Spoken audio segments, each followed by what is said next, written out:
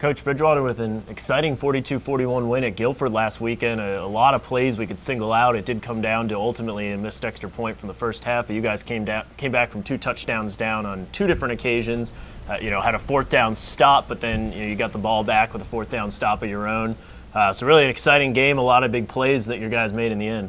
Well, I was really excited for our kids because it was a lot like Emory and Henry. We were in the 4th quarter. You were in a position where you had to make a play, and we made them. I thought our defensive kids bought in. We had to sit down with them at the half and say, sometimes you get into games that take a complexion that isn't going to be about yardage. And we told them at the half, guys, make this about stops and turnovers. And they had 2 4th and 1s. They stopped them on our side of the 50 in the second half, and 2 big turnovers, interceptions on our side of the 50. And I thought we did some of the things that winning teams do. I thought it took a little character on our offense Guilford had a goal line stand at that 5-minute mark, and certainly that was a very frustrated group that came off the field, but we were able to sit down and say, you got to flush this, we will get another chance, and our defense got us that, and we took advantage of it.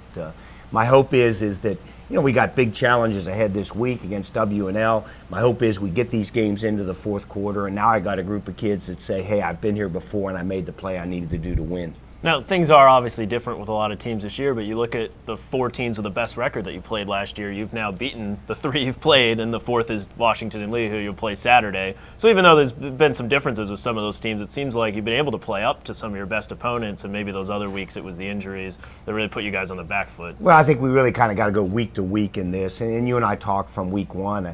I don't know if there's a great team in the ODAC. I don't know if there's a bad team. I always tell people, I'd say going down to Guilford, I'm a dangerous 2-5 team, and we showed that. And certainly when you saw Guilford warm up, I remember we got there early, and I was just out there watching their kids as they're doing through pregame stuff, kind of like the NFL out there in the field, and they're Under Armour throwing the ball around, and I'm sitting in the stands going like, geez, oh man, these are the guys I got to play. But I think our kids stepped up, and like you said, the challenge will shift. I think our defense is under tremendous pressure because they've had to make a 180-degree turn, going from a spread gun offense in Guilford that's about big, fast, wide receivers to an option-based offense that, W&L really runs fairly well and has just, changed the identity of Washington and Lee football. So I look forward to the challenges, and my hope is that the kids can just say, hey, it's a week-to-week deal.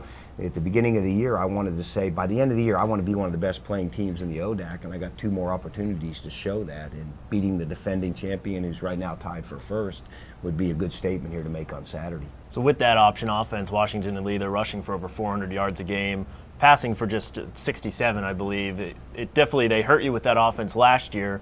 But, against a similar team in Gettysburg, it looked like your defense really schemed that well this year. So do you think you're more prepared for this type of team this season? They're a little bit different than Gettysburg.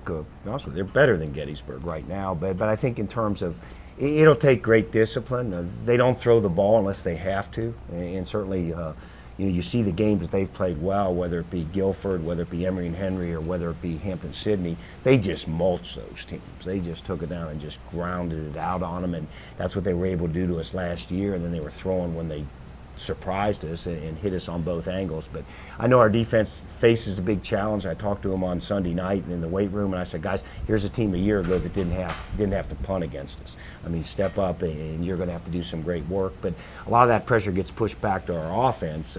Their offense, W&L's offense, is not a danger to us on the sideline. And I thought we've had 2 pretty good weeks offensively back to back. Jay's kind of established himself. He's the quarterback we're going to be going with, and having that ironed down, we've kept our offensive line together. We're going to need a great offensive performance out there to win this game too.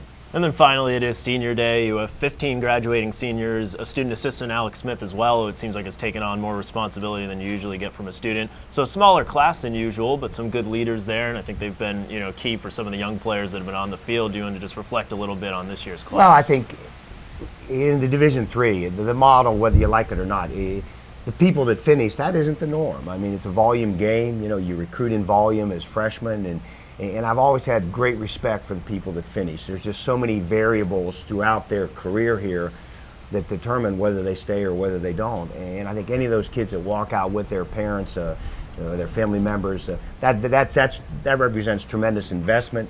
My hope is it represents tremendous return, because my hope is those kids are going to be my age and still drawing on the experience of Bridgewater football. And I have exit interviews for the seniors at the end of the year, and and I've been doing this for 22 years, and I've never had a senior sit in that office with me who's finished and not said this is one of the best things I ever did, regardless of the records. You're never going to win enough games. You're probably never going to get to play enough. That's the nature of athletes, but I'll always have respect for the kids that finish, and my hope is to let them finish here at Jobson on a win.